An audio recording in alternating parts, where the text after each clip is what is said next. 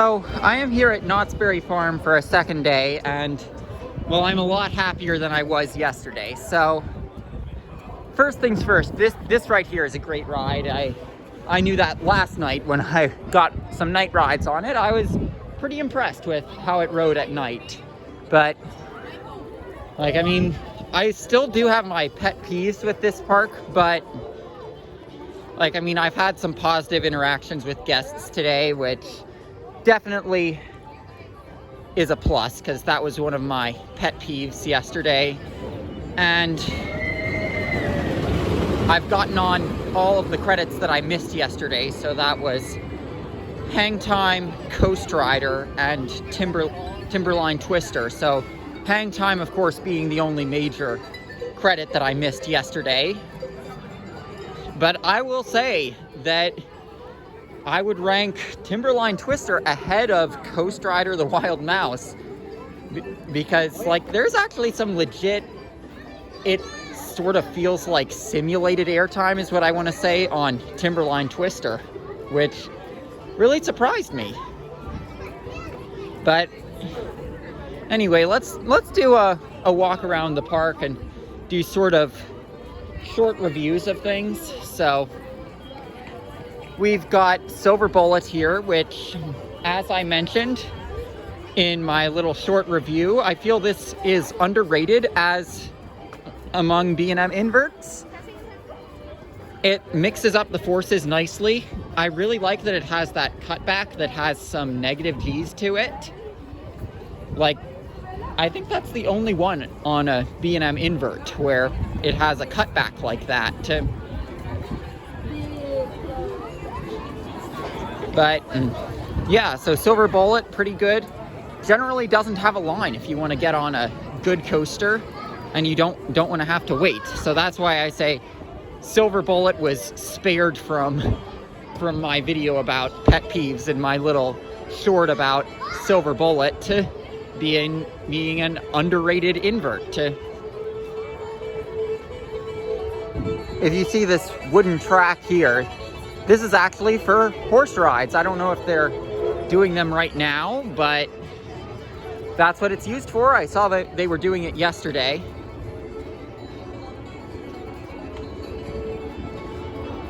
But like, I mean, I'm probably not going to stay here that much longer because the spring breakers are starting to roll in. But like, these past few hours certainly redeem this park for me. Let's see some footage of Silver Bullet here. And because this ride looks great, just being, well, I guess the only Brain Rush coaster that I got to ride, because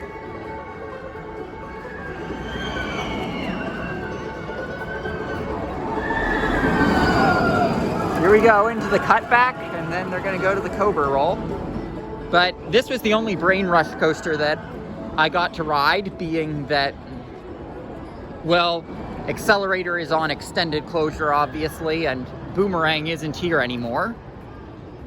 So, like, I mean, having that nostalgia for Brain Rush, though, it was cool to get to ride, to ride Silver Bullet. And also for Life After People, because it was one of the things they featured on what would it look like if people disappeared. You've also got a mock spinning coaster. It's out of place being in Camp Snoopy, but it's a good ride. It was where the line jumping was its worst, though.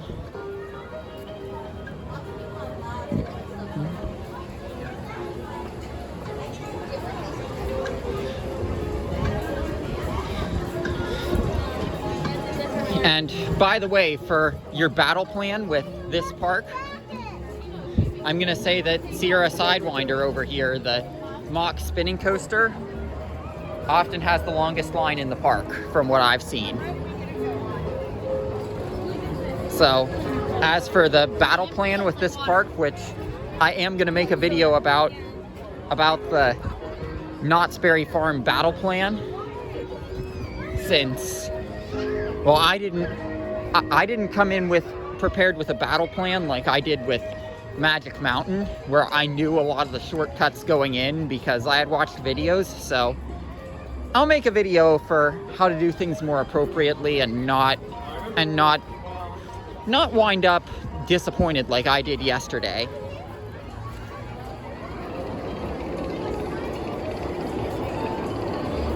But as you can see, this Camp Snoopy looks pretty good. I've heard some people, I've heard differing reports on whether this was the original or not. So, like, it does have a sort of a different feel from the other Camp Snoopy locations. Like, I mean, with the Cedar Fair parks, I was under the impression that it was Valley Fair influence because that's where Charles Schultz is from, and when Cedar Point and Valley Fair merged, it was just that. But I've heard some say that it actually came from this park. So, I mean, I believe it. Being here and seeing what this Camp Snoopy looks like, because it definitely is more fleshed out than most of them are. Up there you've got the station for Montezuma's Revenge, which I will get to that. Like, I mean, I knew that going in, but that is a minor pet peeve. Like, I mean, I can't really say my pet peeves are stuff that I knew going in. There's where Timberline Twister is, the best kiddie coaster in the world.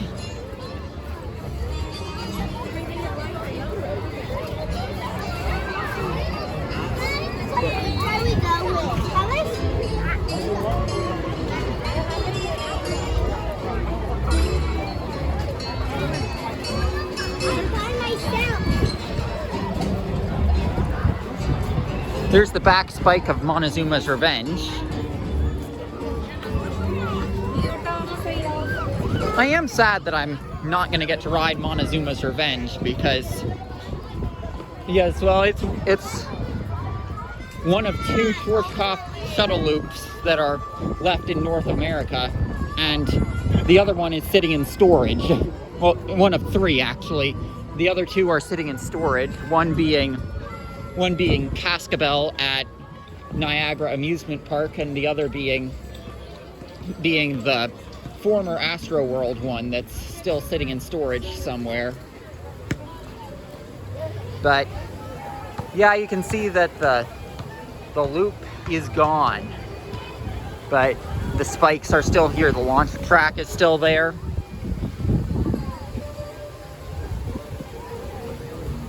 Here's Jaguar up here. Now, I'm gonna say when I did my rant on Cedar Point getting a Zamperla Wild Mouse as an addition and said, I'm not saying don't put a family coaster at Cedar Point, they should have cloned this instead, because what I described was a Zyre Tivoli with 2 lift hills, so it could run multiple trains, because that's the kind of capacity you need for Cedar Point. Right here, Jaguar. So, just throwing that out there.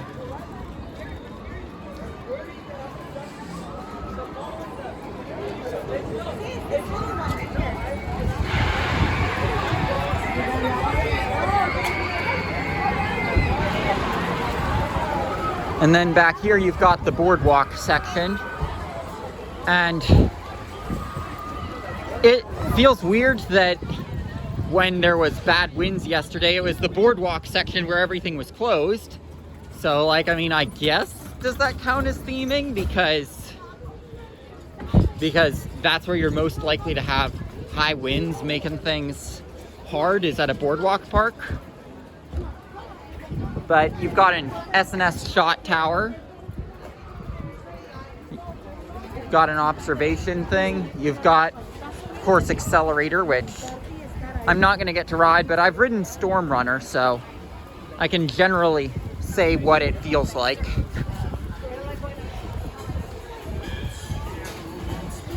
But that new paint job looks great that they've got on Accelerator. I like the color changing that it does.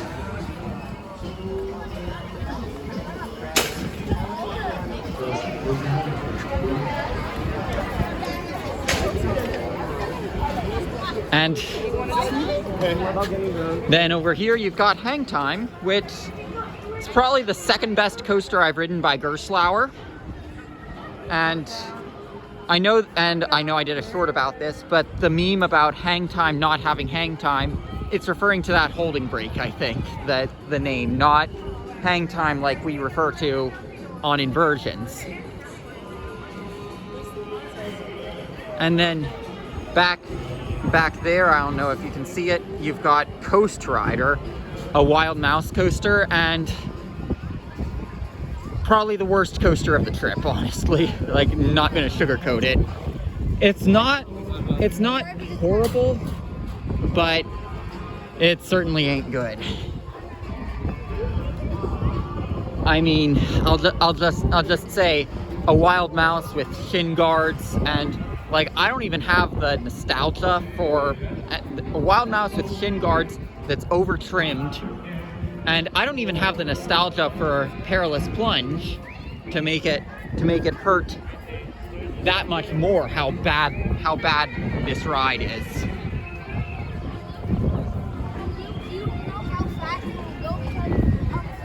Because like I can imagine someone with nostalgia for Perilous Plunge would really hate this thing, and rightfully so.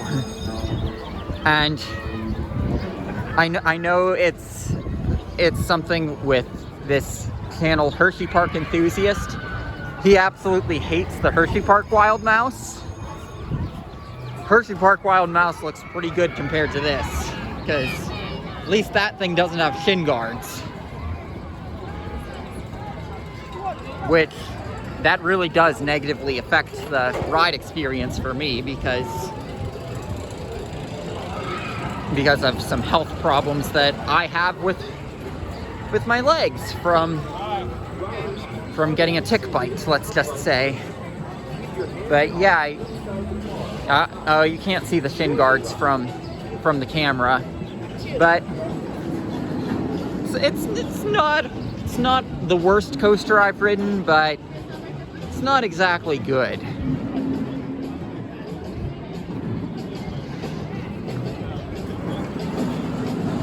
I think it's too bad they weren't running their Larson Flyers during the gusty winds yesterday, because those can be thrilling if you get a good wind.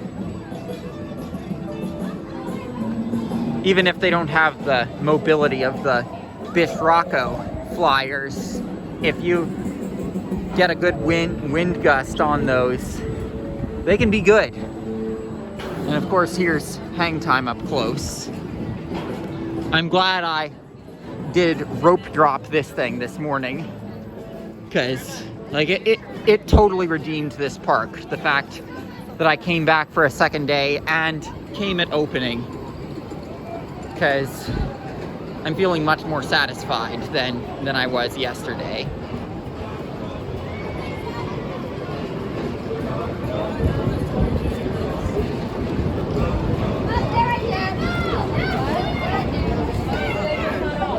And then back here behind the Johnny Rockets, there's a Triotech Dark Ride.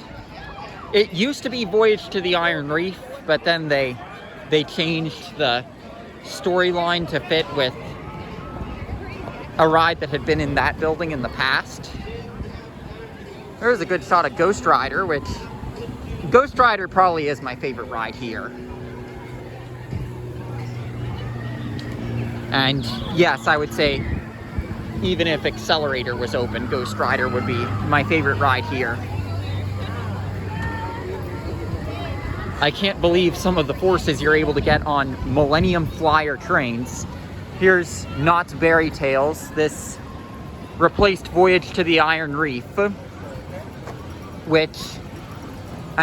it's also a Triotech Dark Ride. I imagine it's the same stuff. I haven't done it yet, so I'm gonna check it out, because I mean, I like Wonder Mountain's Guardian, so let's see what it's like. But yeah, I'll probably end the vlog here.